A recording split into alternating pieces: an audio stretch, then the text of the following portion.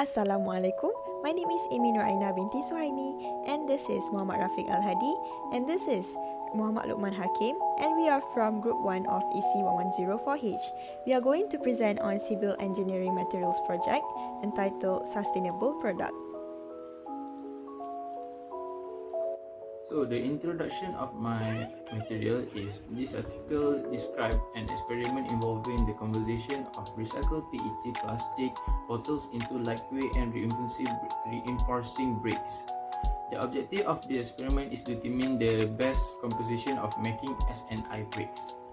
These novel bricks must have conventional brick standard according to Indonesia's national standard National Indonesia or SNI, including the compressive strength and water absorption.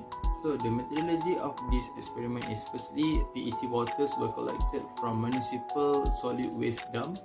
Then the bottle were cut into flakes, washed and shredded and transformed into granular particles. Then the PET flakes were melted and mixed into the prepared mortar. Lastly, the mix is put into several tests such as water absorption test, compressive strength test, outer brick test, and FTIR analysis. So now we will move on onto the result and discussion. So now we will move on onto the water absorption test. So as we can see on table 6, this is the result of water absorption test. So from table 6, all version of brick have a low absorption value, and this has happened because the basic material of PET plastic is not porous. So now for the compressive strength test, in table 5, these are the result of the brick compressive strength. And as shown in table 5, these are the result obtained from the test using the Universal Testing Machine (UTM). Lastly, the brick compressive strength is the most critical parameter in brick production. Now we will move on onto the outer brick test. So from the outside of the brick, the view is used to review how well the quality of the physical outside of the brick and outside physical characteristic of the brick. So now for the FTIR analysis. So in the FTIR test, a wave component has been discovered and indicating the presence of PET and other minerals from the cement and sand. So from figure 1, the result clearly demonstrates that the waste material is PET. As for the conclusion, in conclusion, all the findings of this study show that incorporating waste from PET plastic bottles to brick is a viable option with minimal loss in mechanical properties. Then, from the experiment, we also found out that by adding plastic waste, it does not reduce the compressive strength, whereas it is increased energy efficiency and reduce the density of the construction material. So for what I can recommend is firstly, we do need further studies to improve the properties and to increase the percentage of plastic used in bricks. Other than that, the company must put in effort to increase the commercial level of this new foundry bricks, since that the public have not heard about this newly discovered construction material. This research was held in Philippines. So in Philippines, there was abundant waste of young coconut husk together with its shell because they are known as no economic value. So to overcome this waste disposal management problem, the research uses young coconut husk with its shell in the form of ash as a partial cement replacement in the making of concrete. So this research aims to investigate the compressive strength of mortar specimens at different design mixtures and at different stages of curing, and then understand the characteristics of this waste material and its suitability for concrete applications. Moving on to methodology, the young coconut husks with shells were collected from different garbage locations, and after that they were dried by using open air drying and then burned at 600 degrees Celsius to produce ashes. And then the ashes were tested for chemical testing, fineness test, and specific gravity determination. After that, the ashes were used to replace ordinary Portland cement or OPC at 20%, 40%, 60%, 80%, and 100% by weight. After that, the specimen without ashes was also prepared to act as the control specimen for this research. the water cement ratio is 0.485 and proportion of sand to cement is 1 to 2.75. Next, results and discussion. First, for chemical test for magnesium oxide and calcium oxide. From table 1, it shows that young coconut husk ash has pozzolan characteristics for cementitious material as there are presence of magnesium oxide and calcium oxide. Next, time setting test.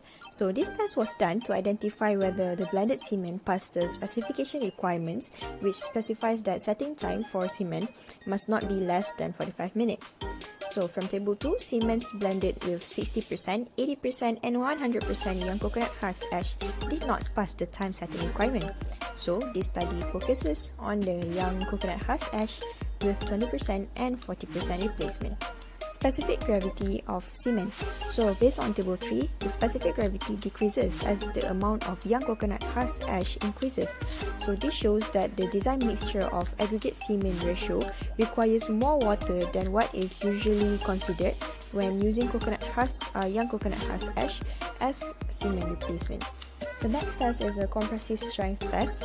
So from table 5, the 80% and 100% young coconut husk ash replacement failed to produce hardened mortar, which resulted this study with information that replacement more than 60% of young coconut husk ash is not suitable in this test. The mortar being produced by the partial replacement of young coconut husk ash derived the type of mortar characterized by the compressive strength obtained during the test at 28 days of curing period. The ASTM C270 classified mortar type as type M, type S, type N, and type O as shown in table 7. The 20% young coconut husk ash or YCHA obtained compressive strength of 1710 pound per square inch or PSI, which classifies it as type N mortar. So this type of mortar is suitable for chimneys, block walls, and exterior brickworks. The 40% and 60% YCHA replacement are classified as type O mortar, which is suitable for interior partition walls. So from these findings, it is suggested that the 60% YCHA replacement is appropriate for some types of construction applications. In conclusion, the suitability of young coconut husk ash as a partial replacement of cement in mortar preparation for construction application was determined. So the results revealed that the compressive strength obtained at 20%, 40% and 60% design mixtures are suitable to be used for masonry applications. Mortar at 20% cement replacement with young coconut husk ash as cement derived compressive strength that met the specification requirement of ASTM C270 for type N mortar, while mortar at 40% and 60% YCHA replacement can be classified as type O mortar. So for recommendation for this test, depending on the masonry applications intended, it is recommended that partial cement with replacement young coconut husk ash may be used up to 60% by weight. Besides that, it is also recommended to conduct experimental investigation with addition of fly ash to mortar mixtures with 20%, 40% and 60% young coconut husk ash cement replacement. In this way, increase or decrease in compressive strength with partial addition of fly ash can be determined. The production of cement leaves negative environmental effects towards Earth, such as the greenhouse effect and the emission of carbon dioxide. Therefore, it is very important to substitute or reduce the usage of cement with a safer alternative, which is classified as a sustainable material. The sustainable material used should have similar properties as cement to ensure that it doesn't defeat the purpose as a hydraulic binder when making concrete. In this research, the sustainable material that has been experimented to be a substitute of cement is sugarcane bagasse ash, otherwise known as SCBA. The research was conducted by partially replacing cement with sugarcane bagasse ash at different ratios. The materials used in this research were cement, SCBA, natural coarse aggregates, natural fine aggregates, and water. Additionally, admixture was used to improve the workability of the concrete and retain the required slump over an extended period. The mix containing 100% of ordinary Portland cement or OPC was defined as B1. The substitution of cement with SCBA was experimented using 5%, 10%, 15%, and 20% of treated SCBA in each batch. The concrete was designed for a target mean strength of 27 megapascals at 28 days with a constant slump range of 130 to 150 millimeters. The effectiveness of using SCBA as a substitute of cement were done by conducting various tests, which are compressive strength test, flexural strength test, water absorption test, water penetration test, carbonation test, and finally the ultrasonic pulse velocity test. First, we look at the chemical and physical properties of SCBA.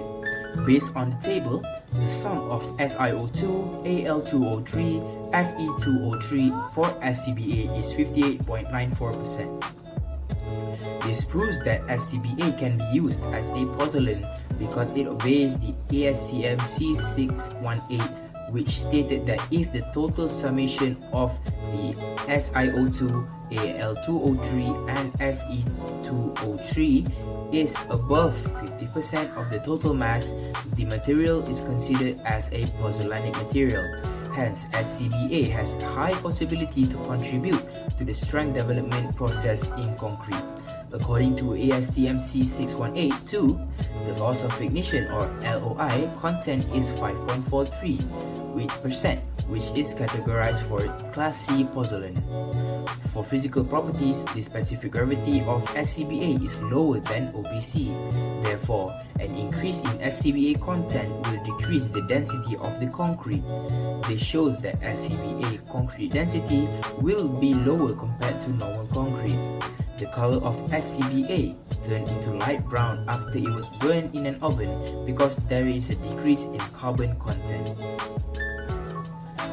Based on the chart in figure 11, the compressive strength increases with respect to the curing period. However, there is a decrease when the SCBA content increases.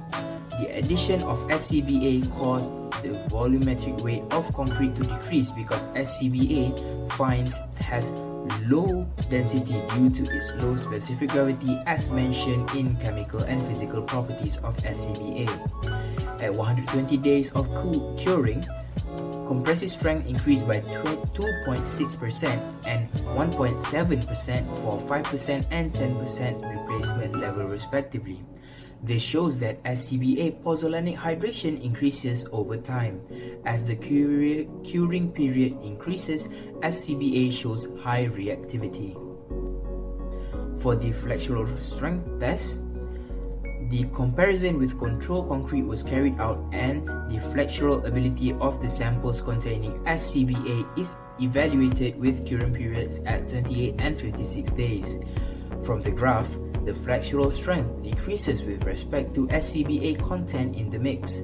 Nonetheless, positive results are seen regarding the strength when curing period increases. At 28 days, the decrease is around 1.15 to 20.7% as the SCBA replacement level increases compared to the controlled mix. At 56 days, the decrease is more significant with curing time as the decrease is observed to be between 5.2 to 24.5%. This decrease is due to the high porosity content of SCBA. Based on the results from the figure above, the flexural strength increases as the compressive strength increases. This can be concluded that the relationship between flexural strength and compressive strength is directly proportional. Next, we move on to the water absorption test. Based on the figure above, the water absorption increases when more SCBA is added in the mixture. The increase in water absorption at early days is caused by the presence of pores in SCBA. Then, as curing period reaches 56 days, the water absorption decreases because of the dense and compact structure of the concrete samples. When curing period increases more than 56 days, the water absorption continues to decrease. On to the water penetration test. From this test, the trend is observed to be similar to water absorption, as there is a decrease in water penetration with time. Due to SCBA high porosity nature and presence of voids, the water penetration at 28 days increases as shown in the figure. Then, as curing period increases, the water penetration decreases as the concrete structure is becoming denser and more compacted. Looking at the carbonation test, by referring to the figure, the carbonation depth increases over time. At 5% of SCBA replacement, the value is the same as compared to the control concrete. At 10% and 15% SCBA replacement, the percentage is 100%. However, 20% SCBA replacement, the increase is 300%. SCBA has high porosity and slow pozzolanic reaction, which cause the penetration of moisture into samples to occur easily when SCBA content increases. The reaction of hydrated cement component with humidity content takes place and the surface layer is carbonated. Lastly, we have the ultrasonic pulse velocity or UPV test. UPV is an in situ non-destructive test. This test is done to determine the quality of concrete. The higher the pulse velocity, the higher the quality of concrete. In the figure above, at 7 days of curing, the pulse velocity decreases as the amount of SCBA increases. The percentage change in velocity for 5% SCBA replacement is 3.8% compared to the control concrete.